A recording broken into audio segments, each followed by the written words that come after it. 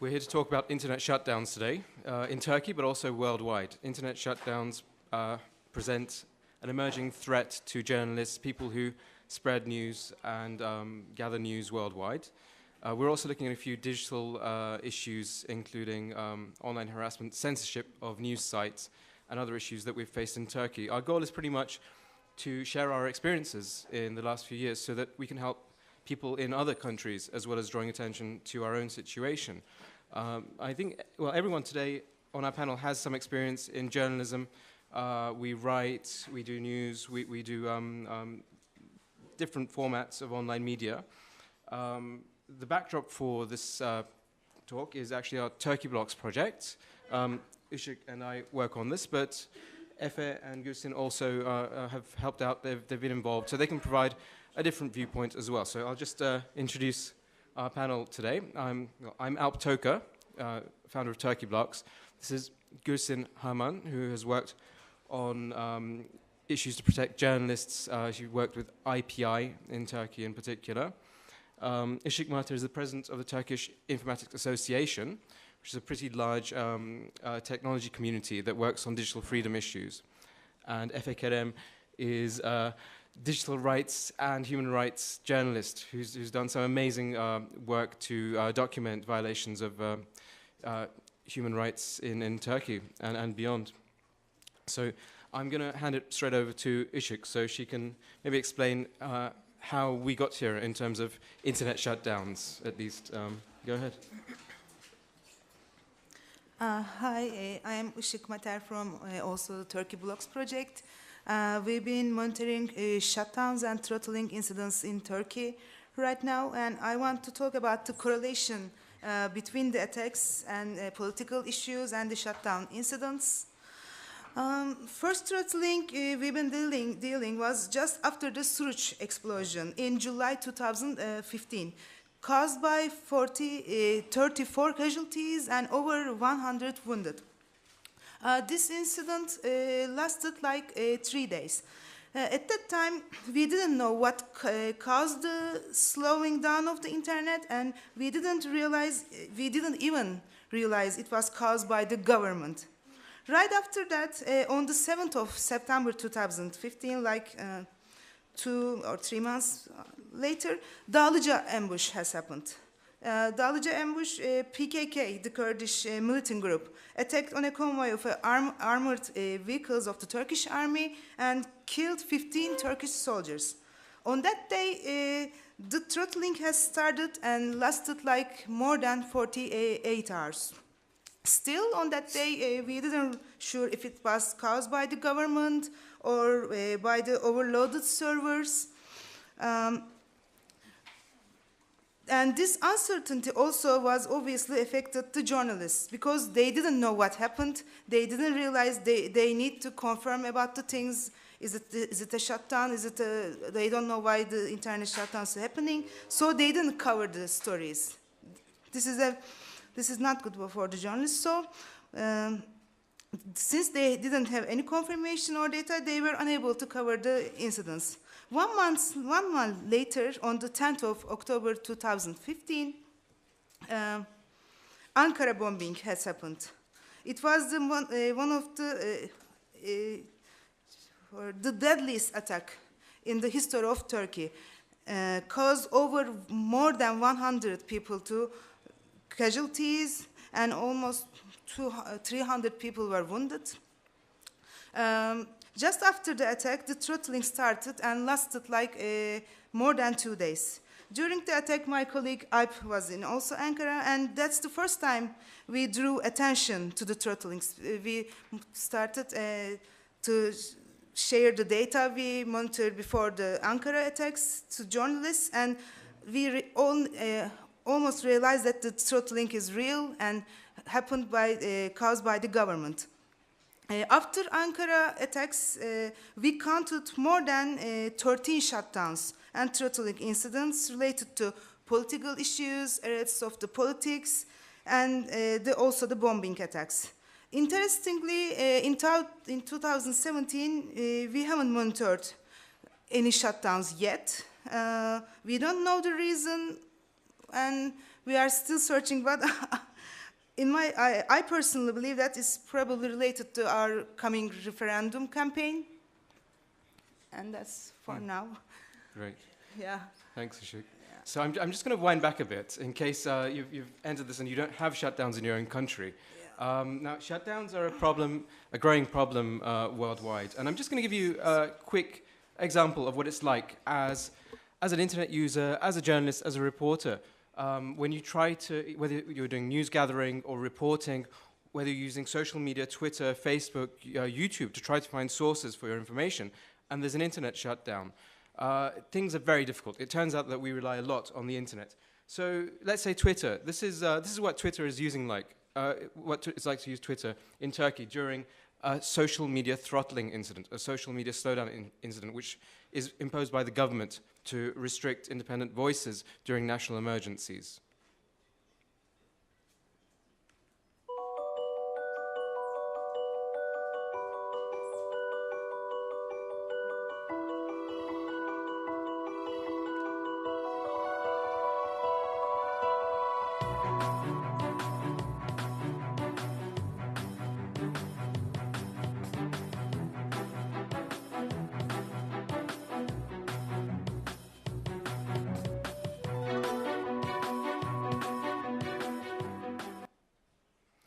So you can see that if it takes 20 minutes to send a single tweet, then you have a serious problem in terms of what you can do. And it turns out that information doesn't leave the source, the site of the incident, that people really can't find out what's going on. And during that period, various parties have an opportunity to control narrative in a way that may not be truthful. So the work we do actually has a huge impact on sharing the truth, countering false narratives, and protecting democratic processes as well, in the case where politicians, MPs are involved, and there are shutdowns in effect. This isn't a Turkish issue alone. It's an issue that's growing in severity and in number of incidents worldwide. This is some of the work our friends at Access Now have been doing to map shutdowns globally. As you can see, in 2015, there were 15 recorded internet shutdown incidents. 2016, you've got 56 incidents. Not all of these incidents are the same. A lot of them involve social media networks alone. Many more of them are full shutdowns of the entire internet, either affecting a region or a whole country. These full shutdowns are particularly bad because you can't use a VPN, a tunnel, to get through. There's literally a blackout. So you can't even phone people. You can't phone sources to find out what's going on. You have to infer what's going on from silence in a certain region.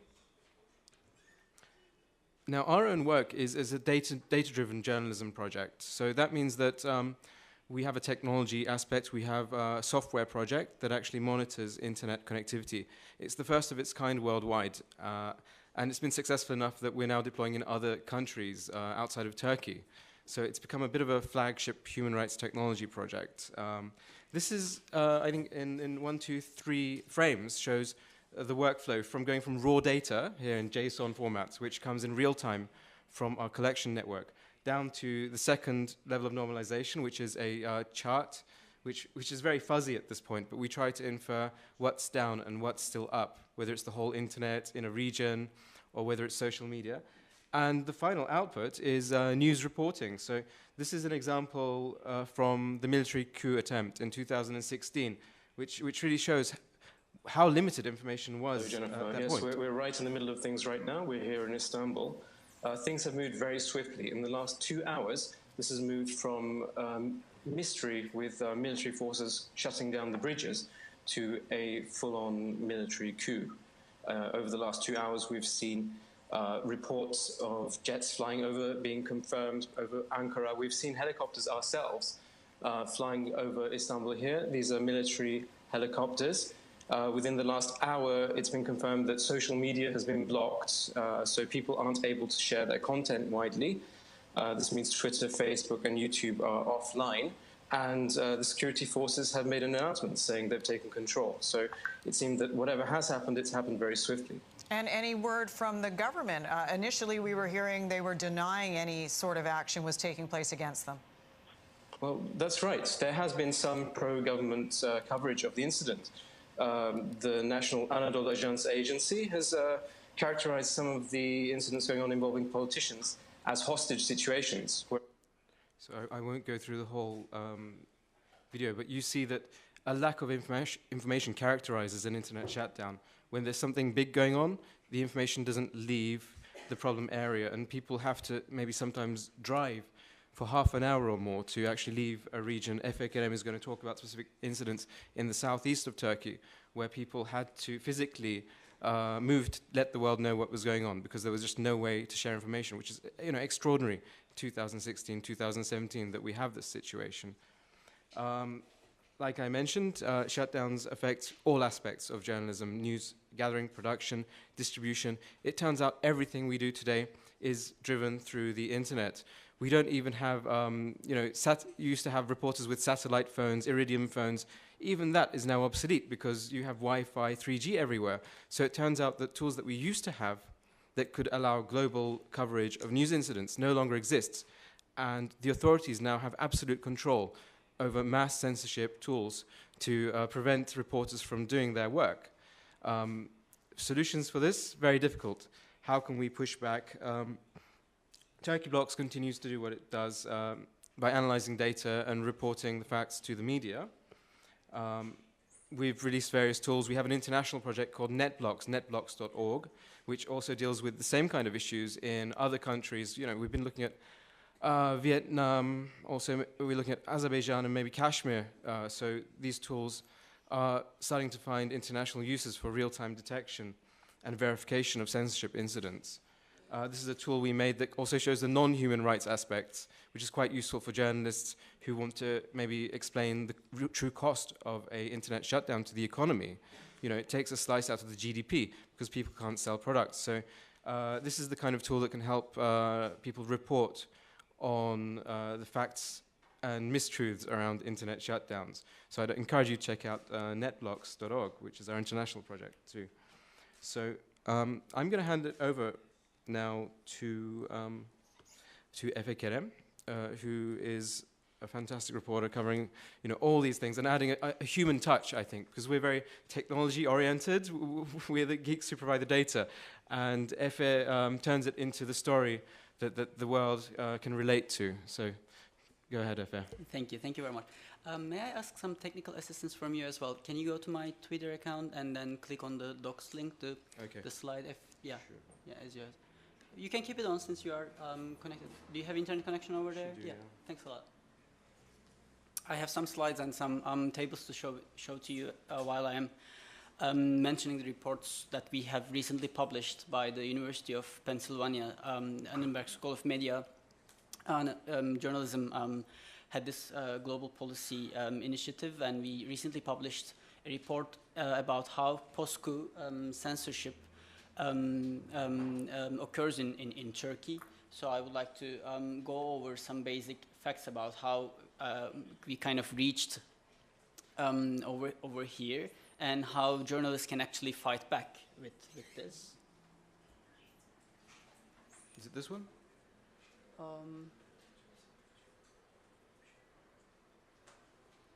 Is it coming up? Okay. Is that right? Yeah, this one.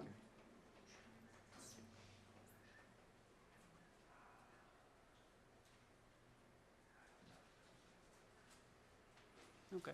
Well, as you can see, it's on my Twitter feed already. It's the pinned tweet, so you can go ahead and check the links. Anytime you see a yellow line over there, it's also clickable.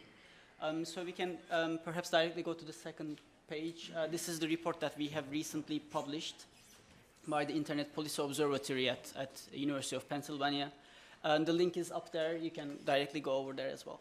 So basically, let's give a little history. In 2007, we had the internet law in Turkey. So there were category of crimes that were defined in the law that will be automatically censored, like obscenity, like drug use, that sort of, and child pornography. There were 8 categories of crime defined that will be automatically censored. In 2008, there will be a system of ISP cooperation. Internet service providers were taught to be cooperating with the government. They were forced to be cooperating with the government to have DNS blacklists. So they will sync this blacklist with the government authorities, so that they will basically have this blacklist to be employed on the whole country. By 2011, we had the family filter. It was first to be obligatory for all users. Then it was made, well, not mandatory, but voluntary. But it was provided as a default. So for many internet users, it's the default access to internet, which, as much as we know from the leaked data, that blocks 1.5 million domain names in Turkey for any regular internet user. By 2014, we had some amendments in the internet law based on the corruption, after the corruption scandal in Turkey, and it introduced a new protection for politicians, that they can claim their personal rights are violated, they are insulted by the corruption claims, so they can impose blanket censorship on certain subjects, including the corruption scandal itself. This also coincides with the time when the Twitter was completely blocked in Turkey right before the local elections in March 2014. In 2015, we had the intensified Kurdish conflict, and this also brought another amendment to the internet law, and that was the National Security Amendment. And this allowed the government, any minister in the government, and Prime Minister's office as well, to impose direct blocking of any website within 4 hours. So this was a very effective tool given to the government to block any news content on any developing news, including bombing accidents, including any military operations. And this goes also hand in hand with the gag orders given to the mainstream media, so that TVs also not able to publish this, broadcast these events, and these events won't be able to be broadcasted over the internet. And from 2016 onwards, of course, we have the state of emergency declared in Turkey after the failed coup attempt. And from then onwards, everything went south, let's put it that way. And that's where we are now. This is a table of yearly number of websites blocked in Turkey. And by the end of 2016, we passed the level of 100,000 in Turkey. And unfortunately, the source of this information was a collaborative effort called Engelli Web, which translates to blocked web in Turkey. It was a crowdsourced effort by anonymous internet activists. But unfortunately, after the coup attempt, they had to close their activities as well. And now you can only access their archive from the Internet Archive. On the next slide, we have the content removal requests by Turkey to different social media and media companies. Google, Facebook, and Twitter, the three most companies that blocks content in Turkey's requests. And you can also click these links from yesterday's presentation for more details on Twitter censorship, and the session video is also over there. Coming to the data that I am using from the Turkey blocks part, as you see, it's a very technically capable project. They are providing like instant updates on the accessibility of social media in Turkey. And these are the events that they reported, and I also, as a researcher, as a journalist, reported in my pieces as well. So the times of internet slowing down, throttling, after the event. So basically, in the pre-coup period, these were mainly issued after the bombing accidents. So we can perhaps define these as such. So there had been many accidents at the end of 2015 and 2016 with the intensification of the conflict, the Kurdish conflict, also with the ISIS as well. They were also doing attacks in Turkey, and with the coup attempt in the 15th of July last year, this was the throttling. So the pre-coup throttling is probably be defined by the bomb attacks. And on the second part, this is what happened after the coup attempt. And as you can see now, the reasons, or if you like, excuses to block internet is more diversified. Especially if you see towards the last parts, there are the co-mayors of Diyarbakir. Kurdish dominant Kurdish population is dominant in Diyarbakir, in the southeast of Turkey. Their mayors were forcibly removed from their offices. They were elected mayors, and more mayors then removed as well. And during these times, internet was also shut down, and nationwide social media, access to social media was throttled as well. As you go down, there are even some throttling incidents that we don't even know the reason of. And then assassination of the Russian ambassador was another reason to throttle social media access nationwide. Release of ISIS video executing Turkish soldiers was another reason. So these diversification of reasons to throttle social media access is in the post-coup period shows how government is using this more frequently for more reasons, so that they are kind of, well, let me put it this way, they are enjoying to use this tool because it's really, you know, giving all the necessary tools to themselves. So all these numbers and dates, what do they really mean? This is from November, October shutdowns in the southeast, and this is a text message received by the pharmacies in the region. In the text message, Chamber of Pharmacies, the regional Chamber of Pharmacies, asked the pharmacy shops to get a fixed IP. So normally, you know, people receive different IPs from their service providers, but they ask them to get to the ISPs, ask their ISPs to get a fixed IP number, so that they will be whitelisted, because the government by the time was enforcing a regional total internet shutdown in the region, so that if they get a fixed IP number, they will be whitelisted, so that they will keep accessing the internet to provide drugs to the you know, ill people, basically. You know, that was that level of censorship and that level of problems it was causing in the region. So when we mention you know, the money loss, the banks are not working, markets are not working, pharmacies are even in some places were not even working, so that they try to make such a solution. By the way, this also shows how it is centralized. So in a sense, a Chamber of Pharmacies asking this information so that they can transfer it back to the Ankara, so that the Ankara government is granularly making this, you know, who will have the access to internet and who will not by IP. So this is the level of control that Turkey's government can enforce on Turkey regionally and by so. And on the next page, this shows the journalist part. These people are journalists trying to, you know, wire their stories to the newsroom back in Istanbul, back in Ankara, so that the news can be, you know, delivered to the rest of the country, the rest of the world. This is from the hospital. The hospital had a fiber connection. Compared to the rest of the offices, news offices and people's houses. So it stood because they had a fixed connection, fixed IP in the hospital. So journalists kind of sought refuge on the hospital to send their stories, actually, after gathering it on the street. And what they were gathering is on the very next slide. As you can see, people were protesting. It's, as I told you, it's a Kurdish dominant city. And people are, of course, protesting that their elected mayors are being forcibly removed from their office, and they had all the rights, as much as I'm concerned, to protest this, but they were not allowed. At least 25 people were arrested that day. Some of them were injured as well.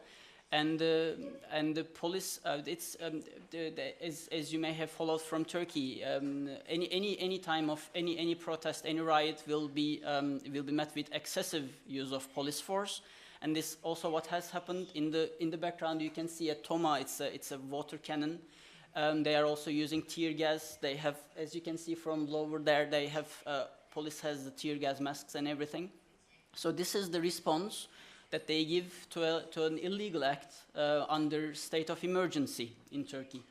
So this is what the government is trying to basically to hide, in a sense. And this is from Sertaç Kayar. He's a Reuters reporter, as you can see from.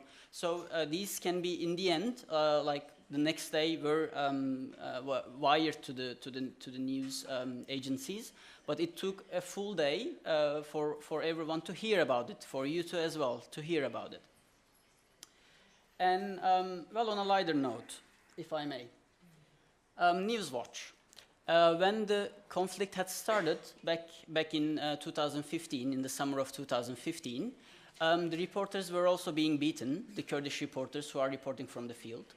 Their news agencies, their internet websites, their journals, printed newspapers were also being blocked. Their distributors were detained, some of them arrested.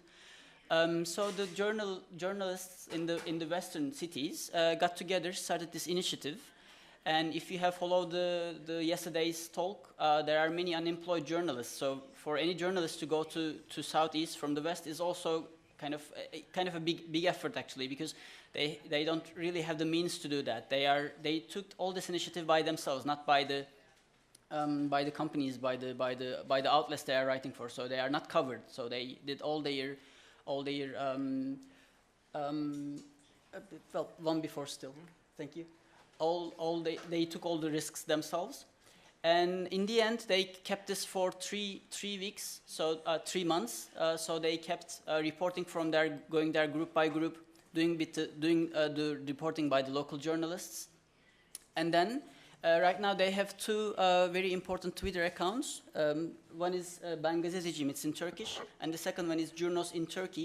You can follow them if you are using Twitter. And this is how this all converted into an initiative by journalists for journalists, but all for your right to information, actually. So this is all I have for now. All these links you can check from the. I mean, if you missed, you can check from the from my timeline and read the report as well. That's Thank the you. tapestry around internet shutdowns. Some of these are individual censorship incidents, but they all interplay. It's the same courts, it's the same people imposing these, and I think we do need to push back together as a whole front. So next up is Gülsin Haman. She's notable journalist from Turkey who's now working on media freedom, press freedom, with various groups. She's done some work on online harassment against journalists together with the IPI. She's also been helping with the Turkey Blocks project, so I'll hand it over to Gülsin. That should work. Sorry. Well, you may wonder then why the panel is so interested and so obsessed about internet. Well, of course, in the year of 2017, it's not a very unfamiliar question. But the internet is crucial in Turkey for journalists, for right to information, for various reasons. To put things more in context, so for a normal democracy, normal functioning democracy with institutions and press freedom, of course, internet provides a very important ways to explain things and to reach audiences, etc.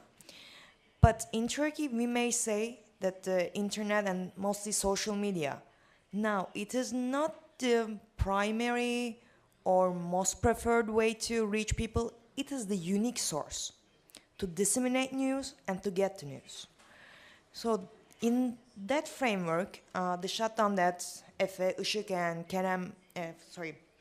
Efe, Işık and Alp were mentioning, it has a very important component for press freedom. Because, for example, after all this, and from Işık talks, you would understand that the major shutdowns and throttling in Turkey happens after a major terrorist attack. In the immediate aftermath of a terrorist attack, you would expect all channels of information coming from the government, coming from the police, coming from the security forces would be open, and the honest and the fast communication will be provided to the citizens. But in Turkey, the exactly opposite of it takes place. After the immediate in the immediate aftermath of the attack, you see that the Facebook is down. Twitter is basically impossible to get your news on Twitter, even login. It's an issue. So you are left in a total darkness to find out what happened and what will be next. And for example, even the number of the casualties, what are the kind of the precautions that have been taken, you cannot reach this news. And what follows, a major terrorist attack in Turkey after this blackout of information, is the online harassment. So last year I did a project with the International Press Institute called On the Line. We have tracked down the digital attacks against Turkish journalists. And among the digital attacks, we also included online harassment. We defined online harassment as threats of rape, especially for, as you can guess, for female journalists, threats of murder, smear campaigns, hackings of personal accounts, doxing of personal information, and blockings, very widely. So online harassment in Turkey, in addition to a picture of where internet and social media has becoming a tool of, and yet another tool of oppression in the hands of the government, online harassment adds a very important aspect of a total censorship atmosphere. For the journalists, for Turkish journalists, online harassment has been a very long-standing issue, but like everything else, after the failed coup d'etat attempt in the summer of the 2016, it got worse. So the online harassment that you are getting after a major terrorist attack goes like this, for the journalists and for the ordinary citizens also. If you even dare to question the very reasons of why such an attack happened, is it because the government's policy about Syria? Is it about the government's policy on the Kurdish issue and various other important topics in Turkey? You will immediately, if you are especially a famous and very prominent journalist, you will be swarmed by an attack of social media users. Sometimes they are coming in the form of bots also. And you should be ready to be denounced as a traitor, as a spy, as a foreign agent, as someone who wants to shake up Turkey, overthrow the government, and many other accusations follow.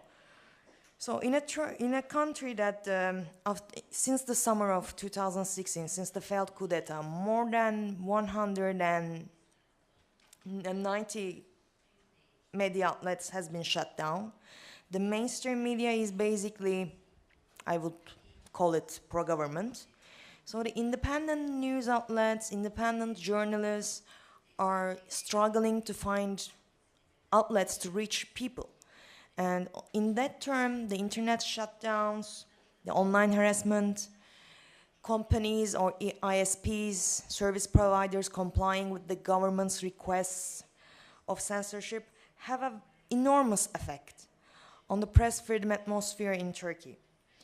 And as the Turkey is heading more and more in a polarized debate that we are only 1 week away from a presidential referendum, which will be very crucial and a determined point in Turkish history, more and more we are in a polarized society when the very basic right to declare your opinion, the freedom of expression is in danger, and it was for the journalists beforehand, but now it has come to the ordinary citizens also. She is not here with us today, but Aslı Telli Aydemir, a very important Turkish academician working on this issue. She calls it the informant netizen. More and more you find out ordinary Turkish citizens, I'm not talking about the trolls who are paid, more and more these voluntary citizens are acting on their own to denounce any kind of comment, opinion, argument they consider as treacherous, consider as a terrorist propaganda. And in Turkey now, I think that now it's even more, because in December, the number was 10,000 people who are actually under investigation in Turkey for their comments on social media. So I'm sure that the number has risen.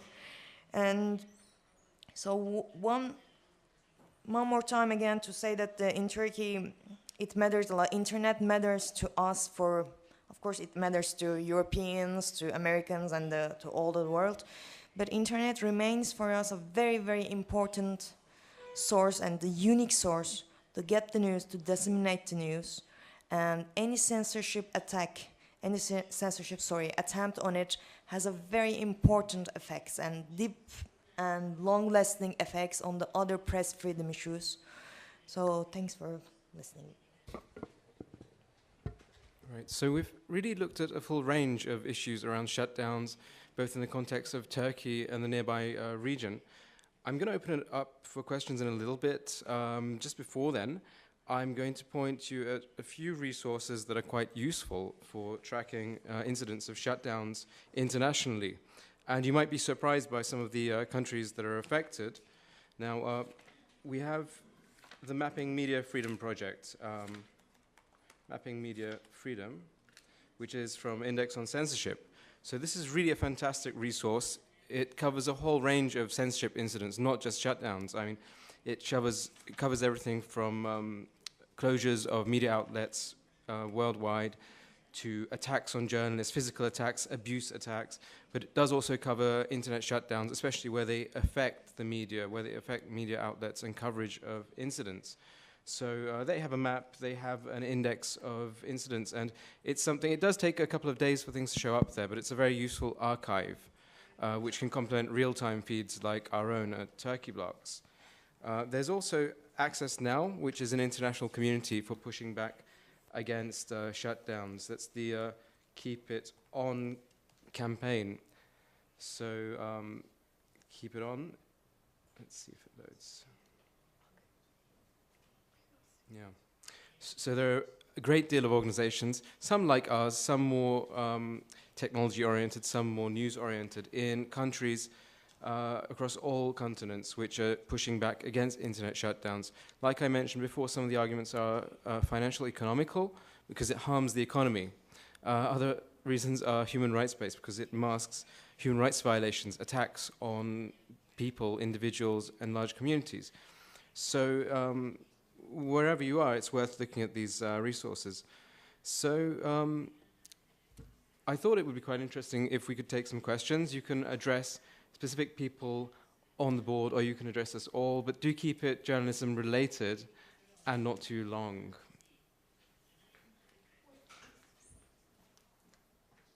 Thank you. Hi, I was wondering, you mentioned the referendum that's set for next week that's happening, and it's, if the vote swings yes, it could be quite, I guess, historic and changing in Turkey's path.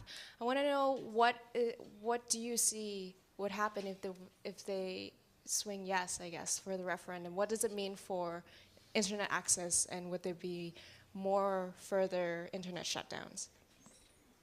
Do you want to take a little bit? Ishik or Efe? Okay, Efe. Oh, sorry. Well, basically what we have been experiencing since the last summer is the state of emergency, and many experts are kind of forecasting if the yes vote passes and Erdogan, today's president, gets even more extensive powers, then the state of emergency will be permanent, will be continuous for years to come.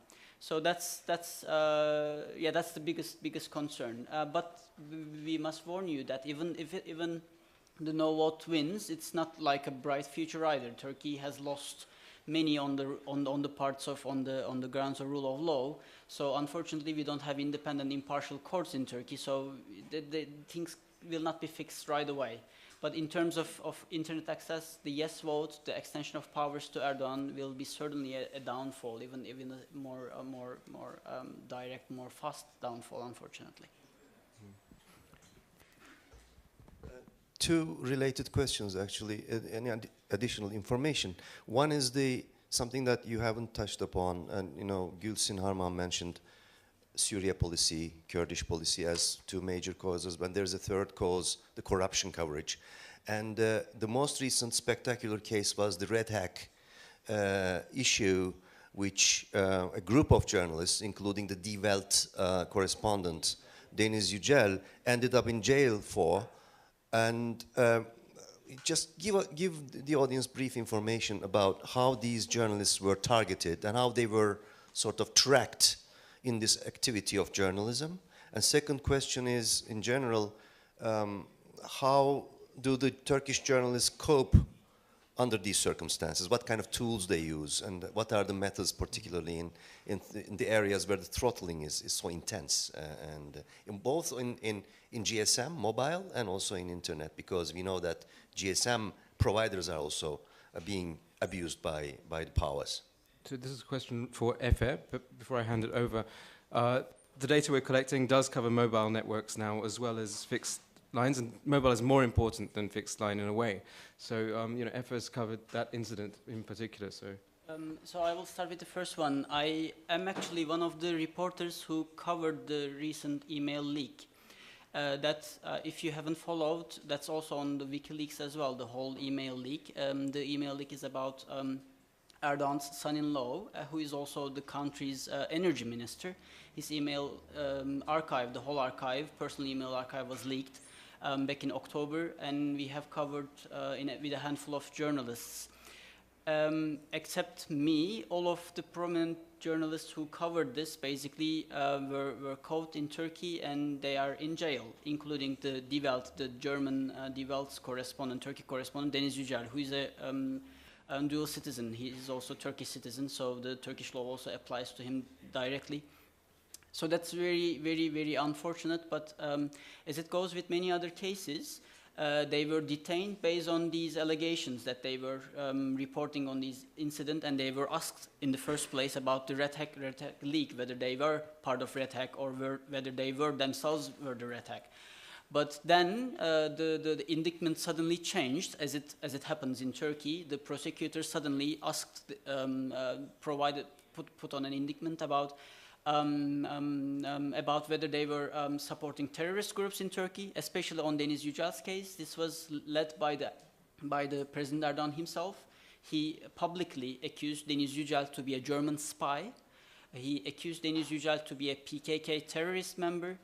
And most of the other journalists who are accused of terrorism in Turkey are actually accused of terror propaganda. So the story goes, the indictment goes, that they were supporting terrorism by their news coverage that is critical to Turkey. So when you criticize the Turkish government, you play to the hands to the terrorists. That's the discourse that the government provides.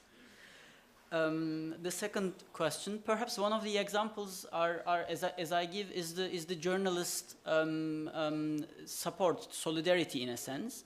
One particular case was the case of Nurcan Baysal. During this shutdown, there was no picture of her doing that, but perhaps that's a nice story to tell. The internet, the GSM network was down. Only the phone calls can be made in Diyarbakir. So what she did was she took her car, left Diyarbakir, she went on to Batman highway. There were some companies over there who also use fiber internet connection. So she went over there, kept the phone line with her colleagues in the city center while the police was cracking down on the protesters and removing the officers, removing the elected mayors. So she kept on receiving updates from her colleagues, and she kept on tweeting in the meantime. So in a sense, in an indirect sense, she wasn't able to, send any photos or so, but she was able to update us about what's going on from the reliable sources. And this is also what the readers are also doing, in a sense. We are kind of curating our own kind of personal journals via Twitter. We are, relying on these journalists, and they are relying on each other, so that we can get this, as Gülsin beautifully put, it's a unique source of information. That's why it is important. That's why these very brave people are still doing this, and this is how we are trying to get information.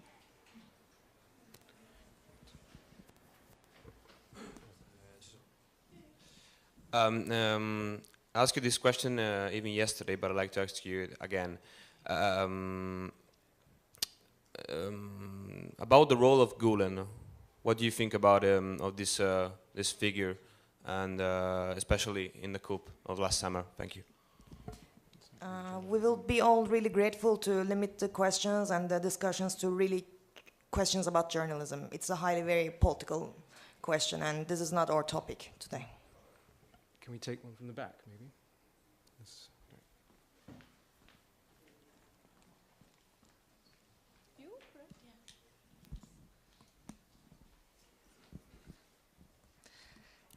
So I'd like to ask you, I remember that in the autumn of 2015, during the elections in that period, there was this nice initiative in Bilgi University where students were collecting real-time data about statistics on votes, and all in a while they realized that the websites were being throttled,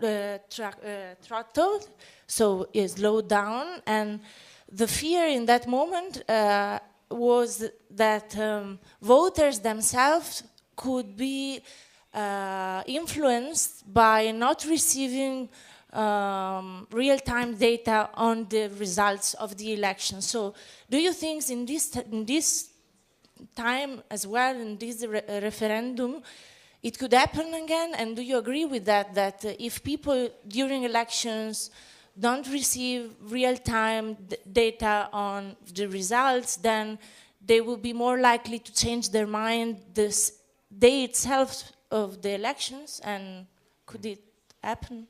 This is a really good question. And we found that real-time matters in every form of data, whether it's shutdown data, election data. Now, you said there might have been an incident during that election. We weren't able to verify. We were just getting started then. So I would stress that that isn't a confirmed incident. And we do have to be careful to make that distinction between cases where we have actual data that really points the finger at, say, authorities or providers versus something that looks a bit suspicious, whether it's a power cut or a site that isn't accessible. But yes, I think that, yeah. Oh, sorry. One thing to add. There were two main news agencies that has a full national cover in Turkey. One of them was seized, and it's now shut. I mean, it's now in the hands of the government, basically. And the Kurdish news agencies, who has the most, who has the best cover in the southeast part, where the Kurdish population is dominant, is also shut down. So right now we only have one, which is the national state agency, news agency, and of course, I mean, we have to, we have the election observers to count on all the results too, but the reporting of it is now at the hands of the government totally. So this is a very serious concern in terms of free elections, which includes the campaigning part as well. So it's a very serious concern that is related to the ownership of the media in Turkey, control of the voices in Turkey, and how the campaigning can be made in Turkey. So Gülsen has something to add? I have a small note to add. If you are interested in the online harassment, how the trolls work in Turkey, and the other various ways of to intimidate journalists online, tomorrow at 2 p.m. in this room, International Press Hall Institute will hold an event called Online Harassment, the New Tools of Patriotic Populism, and you are very welcome to attend. And also after the panel, there will be some stickers for International Press Institute's campaign, Free Turkey Journalists. You can get them from the table. Thank you. So we have time for, I think, one last short question. Just a quick question. You guys mentioned that when there's an incident where the government shuts down Twitter and Facebook and whatever means of communication with the public for either the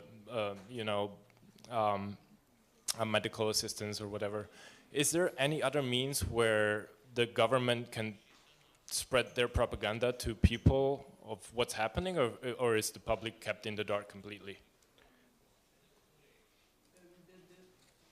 The reason of the control is to control the message. The reason that the networks are down, and the gag orders also follow the same line. So you cannot see news on Twitter, Facebook, but you cannot also see it in the TV.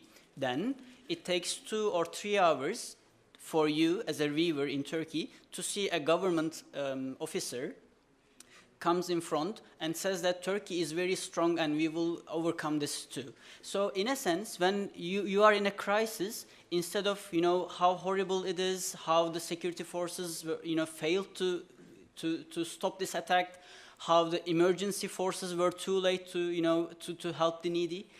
Instead of all this, you kept in dark. You don't know what happens for a few hours. Then you see a perfect gentleman coming into you and give you trust to the government. So this is how the message is controlled. It's not about you are not hearing about it for a few hours. It's about how the news are provided to you. It will be provided by a government agency to you, the way they want to do. So this is what it's all about.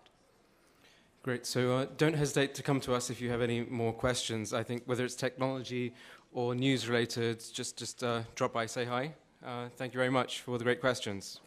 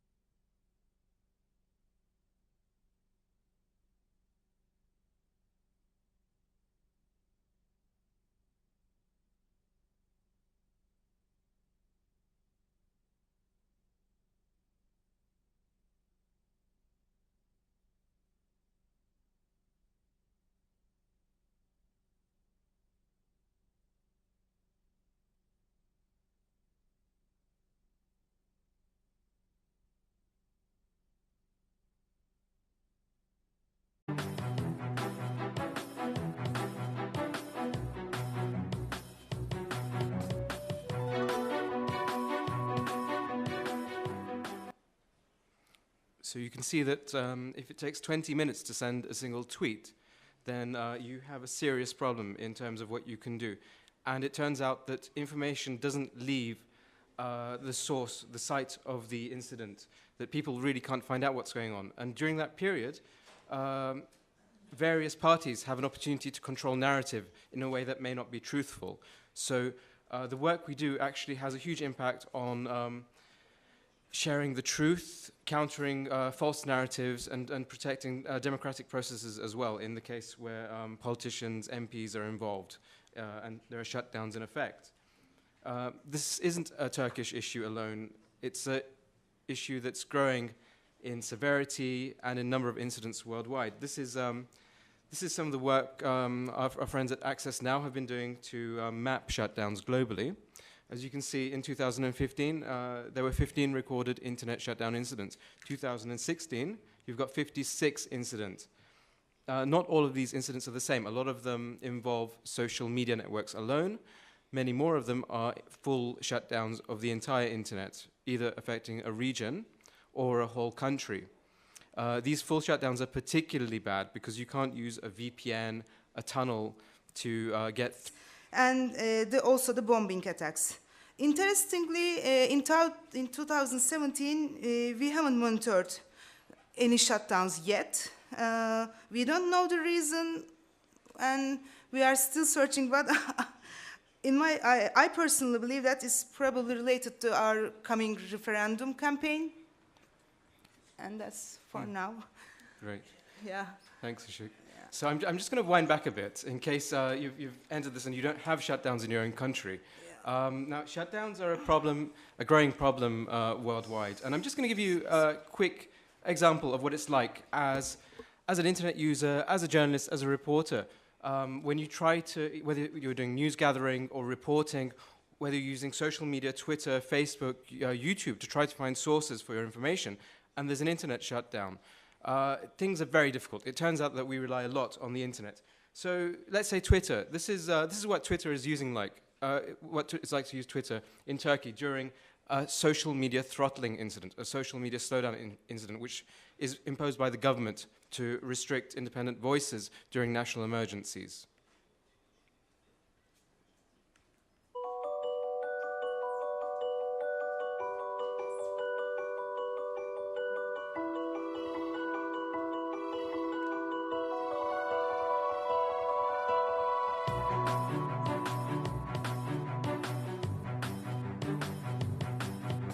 So I'm going to hand it straight over to Ishik so she can maybe explain how we got here in terms of internet shutdowns, at least. Go ahead. Hi, I am Işık Mater from also the Turkey Blocks project. We've been monitoring shutdowns and throttling incidents in Turkey right now, and I want to talk about the correlation between the attacks and political issues and the shutdown incidents. First throttling we've been dealing was just after the Suruç explosion in July 2015, caused by 34 casualties and over 100 wounded. This incident lasted like 3 days. At that time, we didn't know what caused the slowing down of the internet, and we didn't even realize it was caused by the government. Right after that, on the 7th of September 2015, like 2 or 3 months later, Dağlıca ambush has happened. Dağlıca ambush, PKK, the Kurdish militant group, attacked on a convoy of armored vehicles of the Turkish army and killed 15 Turkish soldiers. On that day, the throttling has started and lasted like more than 48 hours.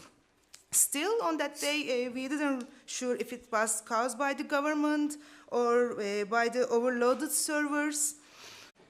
We're here to talk about internet shutdowns today, in Turkey, but also worldwide. Internet shutdowns present an emerging threat to journalists, people who spread news and gather news worldwide. We're also looking at a few digital issues, including online harassment, censorship of news sites, and other issues that we've faced in Turkey. Our goal is pretty much to share our experiences in the last few years so that we can help people in other countries, as well as drawing attention to our own situation. I think, well, everyone today on our panel has some experience in journalism. We write, we do news, we do different formats of online media.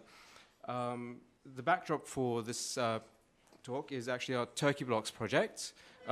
Işık and I work on this, but Efe and Gülsin also have helped out. They've been involved, so they can provide a different viewpoint as well. So I'll just introduce our panel today. I'm Alp Toker, founder of Turkey Blocks.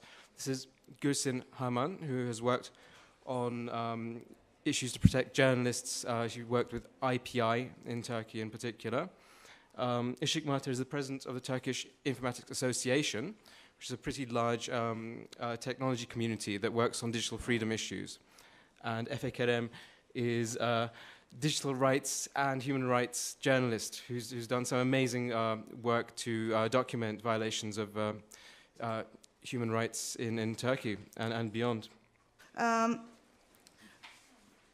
And this uncertainty also was obviously affected the journalists because they didn't know what happened. They didn't realize they need to confirm about the things. Is it a shutdown? They don't know why the internet shutdown is happening. So they didn't cover the stories. This is not good for the journalists. So since they didn't have any confirmation or data, they were unable to cover the incidents. 1 month later, on the 10th of October 2015, Ankara bombing has happened. It was one of the deadliest attack in the history of Turkey, caused over more than 100 people to casualties, and almost 300 people were wounded. Just after the attack, the throttling started and lasted like more than 2 days. During the attack, my colleague Alp was in also Ankara, and that's the first time we drew attention to the throttlings. We started to share the data we monitored before the Ankara attacks to journalists, and we almost realized that the throttling is real and happened caused by the government. After Ankara attacks, we counted more than 13 shutdowns and throttling incidents related to political issues, arrests of the politics,